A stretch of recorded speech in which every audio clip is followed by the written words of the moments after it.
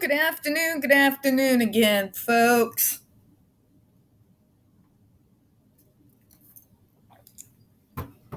Welcome to another episode of Spilling Tea. I'm your host, Tiffany Daniels. We're going back to that horrible world known as the JRC. But before we do the usual disclaimers, first off, why have I changed? Well, because I'm kind of mixing up doing my videos with doing my midday exercise to kind of make up for the fact that I kind of completely slept in and disrupted my routine. So this is my autistic fog brain self trying to, impossibly get some semblance of routine going so that I'm not completely airheaded for the rest of the day. Wish me luck. But before we get into the disclaimers, folks, here's a part of the stupid I've had to deal with today. And it's special. Go to my notifications. Remember, folks, we do not have an edit button. This channel is not fancy because I'm kind of tech illiterate.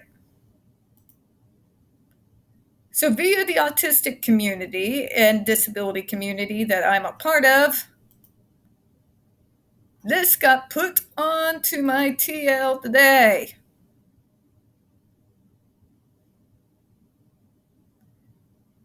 Can screen time cause autism?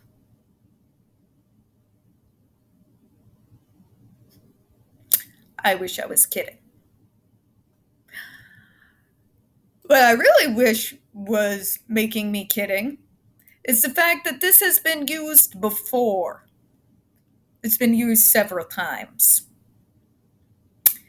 I hate to tell you folks this, but your kid did not get the autisms from the TVs. They got the autisms from you and your genetics. The actual science is it's in the genes. More than likely, either you yourself are actually neurodiverse in some form or function, or you have what we call shadow syndrome. That weird particular thing where you have several traits that are similar with a neurodiverse disability, but doesn't quite cross over completely. Or as they call it, being a carrier. The truth is, folks, if you look back into your family trees, more than likely you're going to find one individual who had some neurodiversity or another. Those genes pass on to us. And well, voila. It's not the TV, it's not Tylenol, it's not the vaccines, it's your genes. I know this because not only have I read the studies, I participated in some of those studies from places such as Columbia University out here in Missouri, who've done numerous studies on the topic as well as other things in regards to autism. Okay, it's genetic, which means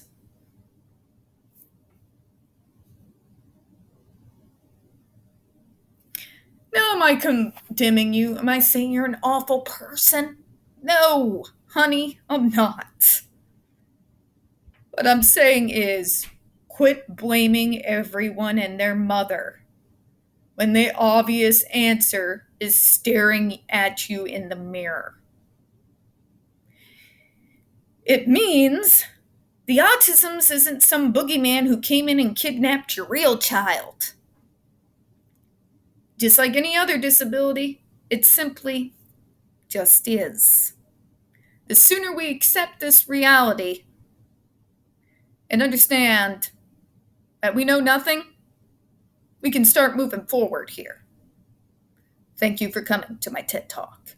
But anyways, sorry, it's been annoying. I've been dealing with this crap for nigh on 20 years now. It's old. The argument has been settled. The test results are in. stop searching for the boogeyman when there is none. To the disclaimers. Excuse me. In the description box, folks, you're going to find a link to the article that the Judge Rotenberg Educational Center doesn't want you to read. It's written by NeuroClastic, a small non-for-profit started by Autistics for Autistics, wherein they interviewed and surveyed over 900 ABA professionals regards to the JRC's so-called behavior modification program. Matter of fact, the JRC doesn't want you to read this article so much, they've threatened NeuroClastic with a defamation lawsuit if they did not remove it from the website. Well, folks, NeuroClastic has refused, so you know the drill. Please read that article and share it on all your social media. Also included in there is NeuroClastic's public statement regards to the defamation lawsuit threat, as well as a link to their GoFundMe. We are crowdfunding, folks, in case the JRC actually sees through with their threat. Also linked in there, the Ozarks' first article in regards to the Agape boarding school, now known as Stone for Help boarding school situation. This is a so-called Christian-themed boarding school based out of Stockton, Missouri that has, and counting, over 21 civil lawsuits, claims, and allegations leveled against it, all which have been substantiated by the Missouri Department of Social Services, and they include the following: sodomy, rape, sexual assault, child abuse, psychological and emotional abuse, child trafficking, starvation, and that's just for starters. You have one former staff member arrested by the FBI, another a doctor still on the premises with full access to the boys up on multiple, again, substantiated claims of sodomy, rape, and sexual assault of the boys there. And you have a governor that I don't even know what the issue is, but please send help. Please read that article, share it on all your social media. We have the other pertinent links to the Stop the Shocks campaign as well, including Autistic Hoya's massive archive on the subject, Jennifer Masumba's behavioral sheet of shockable offenses, a clip out of the 7-hour ordeal undergone by Andre McCollins back in 2002, the templates, and the ever-present self-explanatory change.org Shut the Judge Rotenberg Center Down petition. When we discuss the JRC, you're going to hear vivid descriptions of and catch clips of surveillance footage of people with disabilities being tortured and abused. You have young children present, please use those headphones, all right? All right, folks, this channel is marked not for children for a reason. We use profanity on occasion. We speak on dark subjects. If your child is 16 and younger, they're watching this, very obviously, parental supervision, folks, all right? Come on now. All right, trigger warning, folks. We are about to once again descend into the mad ravings of the lunatic mind known as Dr. Matthew Israel. You're going to hear gaslighting, victim blaming, pseudoscience, lies, abuse and a torture apologencia, all coming from a man with a massive ego and even larger God complex. So, folks, prepare yourself for the condescending word salad of a so-called defense that we are about to force ourselves to endure here, okay? Send help. All right, where we left off, right? Students never know when they will receive a jolt. It's true. This is not true. It actually is, doctor. Tell me, when an individual stands up to remove a wedgie, do they or do they not expect to be, tortured for it? Because I'm going to go ahead and answer for you. They don't. Many survivors have remarked about the fact that indeed they never knew when they were going to be shocked and for what. So they would actually have a behavior willingly so that they could get it out of the way. Jennifer Masumba has remarked on this, and has Tori Amos and several others. It's also been noted by the New York Report. But yeah, but that's all lies.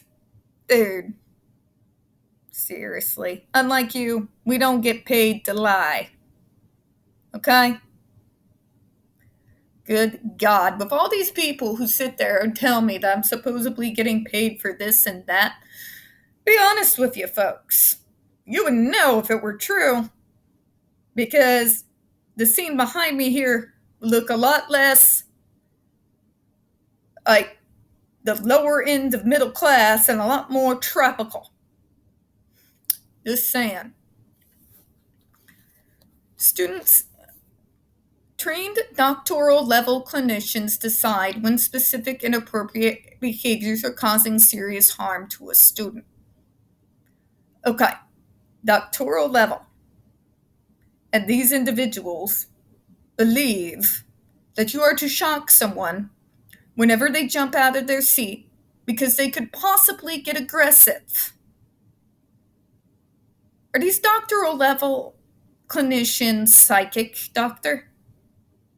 Do they know inherently the moment a student jumps up what caused that action? Because I'm going to say not. By the way, please stop with the appeal to authority. If your doctoral level clinicians are signing off on your insanity, they should have their licenses revoked and be legally never allowed to work in any kind of medical setting ever again. Just saying. The specific adversive that each student receives for an inappropriate behavior is listed on the daily recording sheet, which accompanies the student at all times. Funny you mentioned that, doctor, because I'm glad you brought it up. One of my receipts that I list in the description box on every single video is what one of those behavioral sheets looks like, where you were allowed to shock for swearing, for a student standing up for longer than 3 seconds. If we did not maintain what you all call a neat appearance, which, by the way, is far more strict than anything you will ever inflict on a neurotypical teen.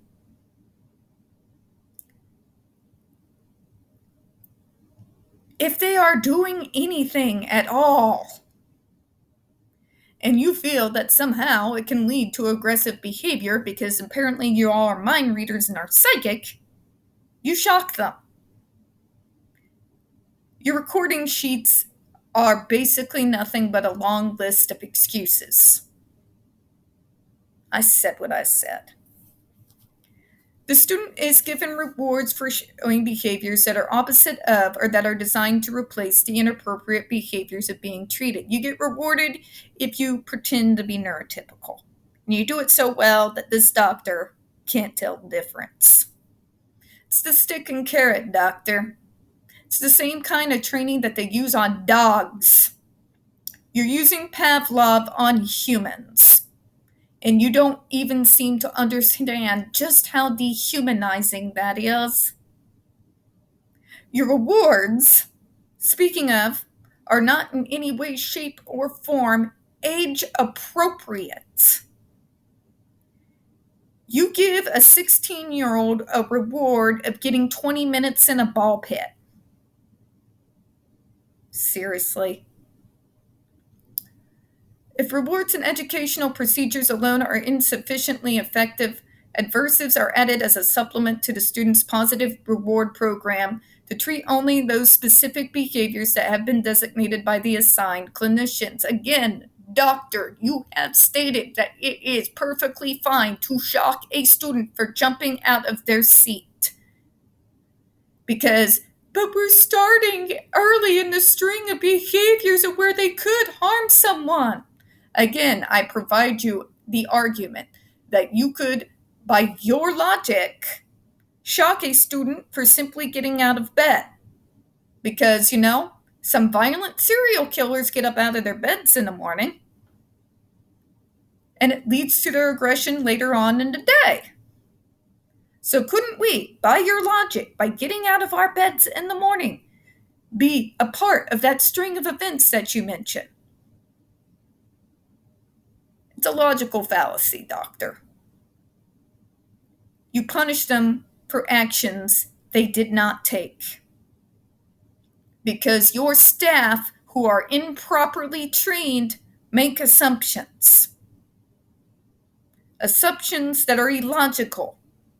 Because The so-called string of behavior may not be a string of behavior at all. Okay? The student is informed orally what inappropriate behavior has occasioned each application of an aversive. Yeah, Jennifer Masamba mentioned that. In fact, she was actually told that she did things that she never did and was shocked for, and then apologized to later. In fact, when she would report when they were inappropriately shocking her to a caseworker, you know what she got told? No talking out. Yeah. That. Students who function at a cognitive level where they can discuss their program with their clinician are able to discuss with the clinician what behaviors has consequented the aversives and what specific aversives will be used to consequate the behaviors. When they protest this use of torture against them, when it's used inappropriately, you want to know what these people say to these kids? Well, it's a part of your program, so it's not abuse. Yeah. Accountability my ass. As a result of these procedures, the student knows exactly which behaviors will result in the receipt of the skin shock and which will not. Oh yes, they're aware. If they breathe, they'll be shocked. Believe me, they got the memo. The student is also trained in behavioral strategies for avoiding the problematic behaviors altogether. You mean the behavioral rehearsal lessons, where you will deliberately trigger behavior that they engage in rarely, which means they know it's not right. So you'll deliberately trigger it so that you can punish them for it so that they know it's wrong. But it gets worse, because remember, folks, if they try to deliberately trigger that behavior and the student doesn't do the behavior, they get punished and shocked for noncompliance. Great work there, doctor. The students receive at least weekly consults with their assigned clinician to review and discuss their treatment program, their progress, and/or their need for treatment changes. Yeah, here's how that discussion goes, folks. I am being shocked inappropriately. Well, it says here on your sheet from your staff that you did this, and this is a part of your program, so that's not abuse.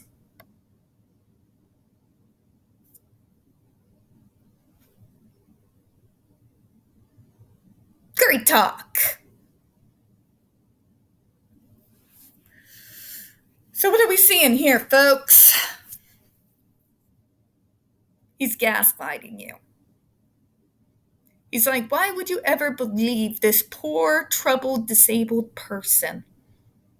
You can't trust what they're saying. They're not right. And I, the doctor, the specialist, and the only one who really understands them. And they get to have these talks.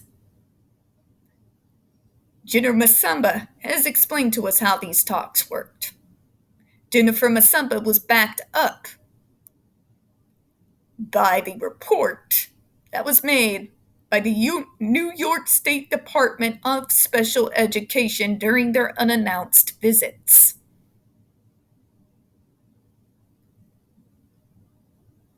What's that line again? You can't lie when we have the receipts.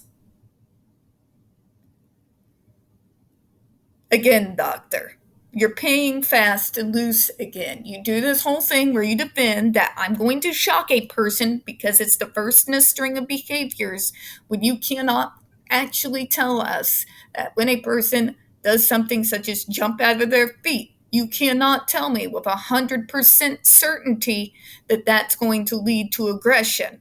because there are many reasons why a person might jump out of their seat. But now you're trying to beat us over the head again, but it's only for these behaviors. While you're shocking them for behaviors they haven't committed. We're going to close out on that, folks. We don't get very many views on this channel. The few that we do tend to get removed from time to time. So please don't forget to hit the like button, hit subscribe, and don't forget to hit the comments.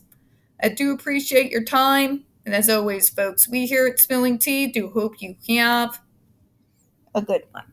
Bye-bye, everyone.